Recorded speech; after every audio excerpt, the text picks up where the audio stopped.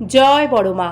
নমস্কার বন্ধুরা, 2026 সালে ইংরাজির 18 জানুয়ারি, বাংলার 4 মাঘ রবিবার মৌনী অমাবস্যা। মাঘ মাসের অমাবস্যাকে মৌনী অমাবস্যা বলা হয়। আর মৌনী অমাবস্যার দিন গৃহের বাস্তুদোষ, জন্মছকে থাকা গ্রহদোষ, আর্থিক সমস্যা বা কর্মে আসা বাধা খুব দ্রুত দূর করে জীবনে সুখ, সমৃদ্ধি, সাফল্য পেতে এই একটি জিনিস পুড়িয়ে দিন। অমাবস্যা তিথিতে এই প্রতিকার চমৎকার ফল প্রদান করে। আমরা জানবো সে বিষয়ে।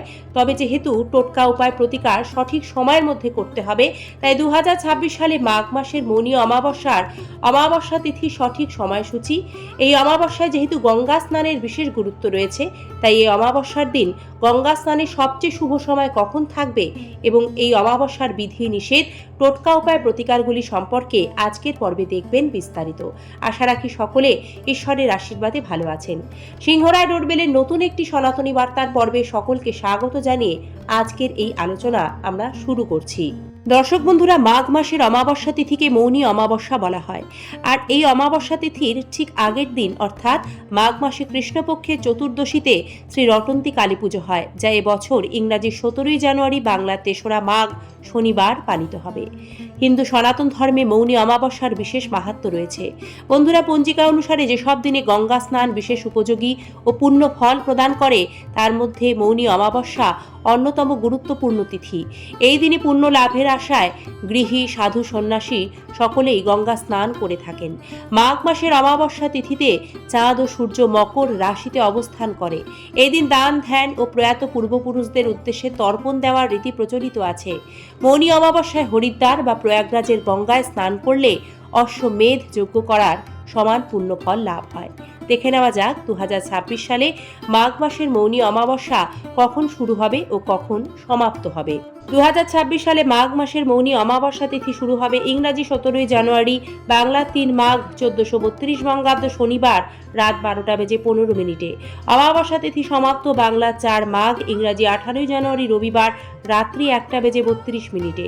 18 জানুয়ারি মৌনী অমাবস্যায় গঙ্গা স্নানের সবচেয়ে শুভ সময় থাকবে ভোর 4:43 থেকে ভোর 5:23 মধ্যে। মৌনী অমাবস্যার দিন গঙ্গায় গিয়ে স্নান করা সম্ভব না হলে অবশ্যই বাড়িতে স্নানের জলে গঙ্গা জল মিশিয়ে বাড়ির প্রত্যেক সদস্যই স্নান করুন। এদিন পূর্বপুরুষদের জল দান করলে পিতৃদোষ থেকে নিশ্চিতরূপে মুক্তি লাভ হয়, সুখ সমৃদ্ধি বৃদ্ধি পায়। জলের সঙ্গে এই দিন কালো তিল মিশিয়ে পূর্বপুরুষদের নামে তর্পণ করার পাশাপাশি দরিদ্রদের খাদ্য, শীত বস্ত্র ইত্যাদি দান করা অত্যন্ত শুভ ফল প্রদান করে। স্নান সেরে উঠে ভেজা পোশাকেই কিন্তু এই দিন দান করবেন। মৌনী অমাবস্যার দিন কোন কাজগুলি করবেন? ওই দিন ভোরবেলা ঘুম থেকে উঠে নদীতে স্নান করতে পারলে খুব ভালো। স্নান শেষে সূর্যদেবের কাছে মনস্কামনা জানাতে ভুলবেন না। সূর্যদেবকে প্রণাম করে অর্ঘ্য নিবেদন করে এই পুণ্য অমাবস্যার তিথি শুরু করুন। মৌনী অমাবস্যায় মৌন ব্রত পালন করার বিধান রয়েছে। সেটি সম্ভব না হলে যতটা সম্ভব কম কথা এই দিন বলুন। এরই সঙ্গে সারাদিন প্রয়োজনের অতিরিক্ত কথা না বলে কটু কথা বলা থেকেও বিরত থাকুন। অযথা তর্ক, বিবাদ, ঝগড়ায় জড়াবেন না। যে কোনো অমাবস্যা তিথি পূর্বপুরুষের উদ্দেশ্যে উৎসর্গীকৃত। মৌনী অমাবস্যা তিথিতে পূর্বপুরুষদের জলদান করুন, তাদের আশীর্বাদ লাভ করবেন। যারা পিতৃদোষে ভুগছেন তাদেরও পিতৃদোষ খণ্ডন হয়। পিতৃদোষ ছকে থাকলে কিন্তু ব্যক্তিকে জটিল সমস্যায় পড়তে হয়।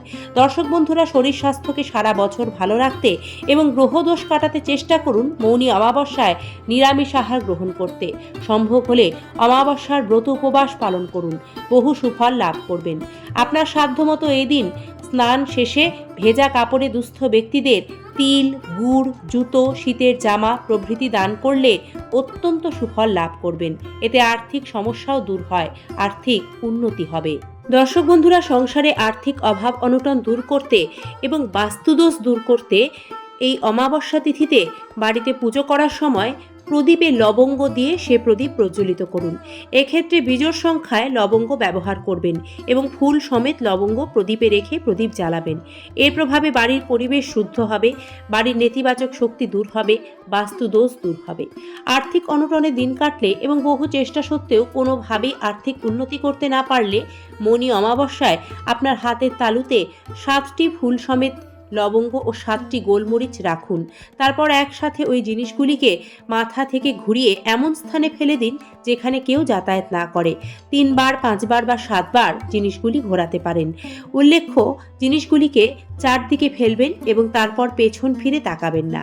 আপনার বাড়িতে যদি ঝগড়া বিবাদ প্রায়ই লেগে থাকে, তাহলে অবশ্যই এই অমাবস্যা তিথিতে কর্পূর ও লবঙ্গ পুড়িয়ে সেই ধোঁয়া বাড়ির চারিদিকে দেখিয়ে দিন।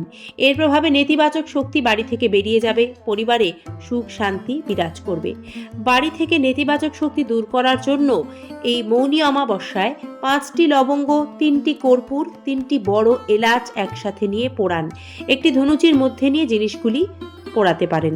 তারপর সেই ধোঁয়া সারা ঘরে দেখাবেন। ওই জিনিসের যে ছাই থেকে যাবে সেটি আপনার বাড়ির সদর দরজায় একটু জলের সাথে মিশিয়ে ছিটিয়ে দেবেন। এর ফলে বাড়িতে উপস্থিত নেতিবাচক শক্তি, বাস্তু দোষ কাটবে, ইতিবাচক শক্তিতে ঘর ভরে যাবে। বন্ধুরা, এমনটা কি আপনার সাথেও হচ্ছে? কাউকে টাকা ধার দিয়েছেন, কিন্তু আপনার প্রয়োজনে সেটি চাইছেন, ফেরত পাচ্ছেন না, বা নিজেই আপনি ঋণের জালে জড়িয়ে পড়ছেন, আর্থিক উন্নতি বহু পরিশ্রমের ফলেও হচ্ছে না। এর জন্য দায়ী গ্রহের দোষ। আর এই সমস্যা থেকে বেরিয়ে আসতে মৌনী অমাবস্যায় একটি চমৎকার কিন্তু সহজ উপায় রয়েছে, যেটি পালন করলে নিশ্চিতরূপে উন্নতি হয়, আর্থিক উন্নতি। কি করবেন? মৌনী অমাবস্যায় একটি মাটির ধুনুচি নেবেন, তাতে 21 দানা লবঙ্গ লাগবে। 21টি লবঙ্গই এক্ষেত্রে প্রয়োজন হবে। প্রত্যেকটি লবঙ্গ নিখুঁত হতে হবে, লবঙ্গগুলি ফুল সমেত হতে হবে। তার সঙ্গে লাগবে 3টি নিখুঁত তেজপাতা এবং 5টি বা 7টি কর্পূরের দানা। একসাথে সবগুলি জিনিস মাটির ধুনুচিতে রেখে জ্বালিয়ে মা লক্ষ্মীর ধ্যান করবেন। তারপর সেগুলি থেকে যে ধোঁয়া নির্গত হবে সেটি বাড়ির চারদিকে, বাড়ির বাইরের চারদিকে খুব ভালোভাবে দেখিয়ে দেবেন। এতে নজরদোষ, বাস্তুদোষ, গ্রহদোষ সবটাই কাটবে। ধীরে ধীরে আপনি নিজেই আর্থিক উন্নতি হচ্ছে সেটি অনুভব করতে পারবেন। কর্মের বাধাগুলি দূর হবে, কুনজর থেকেও রক্ষা পাবেন। এছাড়াও এই অমাবস্যায় কোনো কালী মন্দিরে সম্ভব হলে গুগ্গুলের ধূপ মা কালীর উদ্দেশ্যে গিয়ে জ্বালিয়ে আসুন। বন্ধুরা, গুগ্গুলের ধূপ একটি বিশেষ ধরনের ধূপ, যা অমাবস্যা তিথিতে জ্বালানোর বিধান রয়েছে। এটি মা কালীর অত্যন্ত প্রিয়। বিশেষ কোনো কারণে কালী মন্দিরে গিয়ে যদি এদিন গুগ্গুলের ধূপ জ্বালাতে না পারেন, তাহলে বাড়িতে সামান্য গুগ্গুলের ধূপ এনে অবশ্যই জ্বালাবেন। তবে ধূপ, প্রদীপ এবং বিভিন্ন উপায় প্রতিকারগুলি মৌনী অমাবস্যার সন্ধ্যায় পালন করবেন। তাতেই তার সর্বোচ্চ ফল খুব দ্রুত লাভ করা যায়। তবে কয়েকটি বিধিনিষেধ এক্ষেত্রে গৃহস্থের কল্যাণে মৌনী অমাবস্যায় সকলকেই পালন করার শাস্ত্রীয় বিধান দেওয়া হয়েছে। কি সেই বিধিনিষেধগুলি? বন্ধুরা, এই দিন বেলা পর্যন্ত ঘুমোতে নেই, এতে ভাগ্যের ওপর খারাপ প্রভাব পড়ে। যেহেতু এটি মৌনী অমাবস্যা, তাই মৌনব্রত পালন করা এই অমাবস্যার গুরুত্বপূর্ণ দিক। বাক সংযম নিয়ন্ত্রণ এই দিন করতেই হবে। অহেতুক তর্ক এড়িয়ে চলুন, শান্তির পরিবেশ বজায় রাখতে চেষ্টা করুন। যে কোনো প্রকার তামসিক খাবার যেমন মাছ, মাংস, পেঁয়াজ, রসুন, ডিম, বিভিন্ন নেশার বস্তু এই দিন এড়িয়ে চলুন, কারণ এইগুলি এই দিন শরীরের ওপর খুব খারাপ প্রভাব ফেলে। তাই শরীর স্বাস্থ্য ভালো রাখতে এই নিয়ম পালন করতে চেষ্টা করুন। অমাবস্যার রাতে মহিলারা চুল খুলে বেরোবেন না। এছাড়াও গর্ভবতী মহিলারা কারণ ছাড়া অমাবস্যা রাতে একেবারেই বাড়ির বাইরে বেরোবেন না। এতে মা ও সন্তানের ওপর খারাপ প্রভাব পড়তে পারে। অমাবস্যা তিথিতে ক্ষৌরকর্ম করতে নেই, অর্থাৎ নখ চুল দাড়ি কাটবেন না। ঋণ ধারের মতো জিনিসগুলি থেকেও এড়িয়ে চলুন। এই বিশেষ তিথিতে পশু পাখিকে আঘাত করবেন না। আপনার সাধ্যমতো পশু পাখিকে খাবার খেতে দেবেন। অভাবী ব্যক্তি সাহায্য চাইতে এলে তাকে ফিরিয়ে দেবেন না খালি হাতে, তাতেও গ্রহের দোষ তৈরি হয়। আপনার সাধ্যমতো সাহায্য করুন। অমাবস্যা তিথির এই নিয়মগুলি পালন করলে নিশ্চিতরূপে বছরভর আপনার ভালো হবে, উন্নতি হবে, গৃহস্থের কল্যাণ হবে। বড় মার আশীর্বাদে সকলে ভালো থাকুন। পর্বটি উপকৃত বলে মনে হলে সকলের মাঝে পৌঁছে দিন। আজ এ পর্যন্তই। ধন্যবাদ। নমস্কার।